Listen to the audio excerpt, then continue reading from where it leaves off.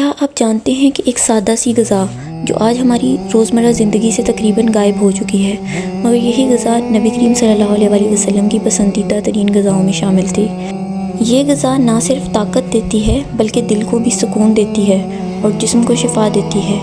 یہ ہے جو یعنی بارلے، ایک ایسی بابرکت غذا جسے اسلامی تاریخ میں صبر، سادگی اور صحت کی علامت سمجھا جاتا تھا۔ آج کی ویڈیو میں ہم جانیں گے جو کہ قرآن و حدیث میں اہمیت، نبی کریم صلی اللہ علیہ وسلم کی زندگی میں اس کا استعمال اور اس کے حیرت انگیز فوائد۔ سب سے پہلی بات، جو کیا ہے؟ جو ایک قدیم اناج ہے جو ہزاروں سال سے انسان کی غذا کا حصہ رہا ہے۔ یہ گندم کی طرح دکھائی دیتا ہے مگر اس کے فوائد بعض اوقات اس سے بھی زیادہ ہوتے ہیں۔ قدیم تہذیبوں میں جو کو طاقت اور صحت کا خزانہ سمجھا جاتا تھا اور اسلامی تاریخ میں بھی یہ ایک اہم غذا رہی ہے۔ قرآن مجید میں اللہ تعالیٰ سورۃ القبس میں فرماتے ہیں، اور ہم نے زمین سے اناج اگائے۔ یہ آیت ہمیں یاد دلاتی ہے کہ زمین سے اگنے والی ہر غذا میں اللہ تعالیٰ کی ایک عظیم نعمت ہے، اور انہی نعمتوں میں سے ایک نعمت جو بھی ہے۔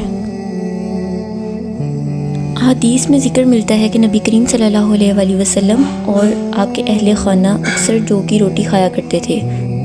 سادگی، قناعت اور شکر گزاری، یہ وہ صفات ہیں جو ہمیں نبی کریم صلی اللہ علیہ وسلم کی زندگی سے سیکھنے کو ملتی ہیں۔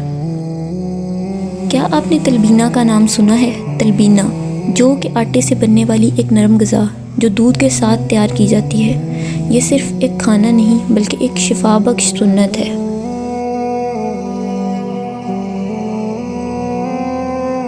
حضرت عائشہ رضی اللہ تعالیٰ عنہا فرماتی ہیں، جب گھر میں کوئی بیمار ہوتا یا کسی کے پاس کوئی غم ہوتا تو نبی کریم صلی اللہ علیہ وسلم تلبینہ بنانے کا حکم دیتے تھے اور فرماتے تھے یہ مریض کے دل کو تسلی دیتا ہے اور غم کو بھی کم کرتا ہے۔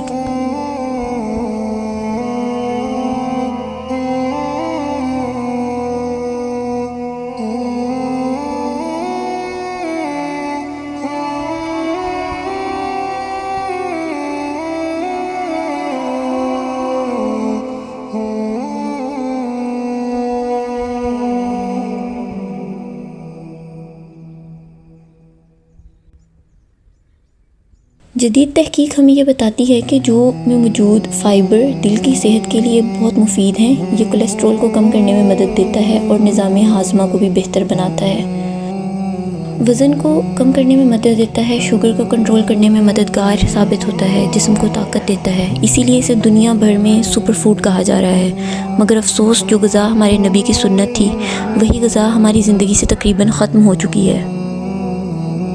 نبی کریم صلی اللہ علیہ وسلم کی زندگی ہمیں یہ سکھاتی ہے کہ اصل طاقت مہنگے کھانوں میں نہیں بلکہ برکت والی غذاؤں میں ہے، جو ہمیں یاد دلاتا ہے صحت، سادگی اور شکر گزاری۔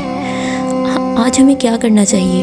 اگر ہم چاہتے ہیں کہ ہماری زندگی میں بھی برکت آئے تو ہمیں اپنی غذا میں سنت والی چیزیں شامل کرنی چاہیے، جیسے جو، کھجور، زیتون اور شہد۔ شاید جو آج ایک عام سا اناج لگتا ہو مگر حقیقت میں یہ ہمیں نبی کریم صلی اللہ علیہ وسلم کی سادہ زندگی کی یاد دلاتا ہے، ایک ایسی زندگی جو قناعت، صحت اور برکت سے بھری ہوئی تھی۔ شاید آج وقت آ گیا ہے کہ آج ہم بھی اپنی زندگی میں اس بھولی ہوئی سنت کو دوبارہ زندہ کریں۔ اگلی ویڈیو میں ہم بات کریں گے انجیر کی، وہ مبارک پھل جس کی قسم خود اللہ تعالیٰ نے قرآن مجید میں کھائی ہے۔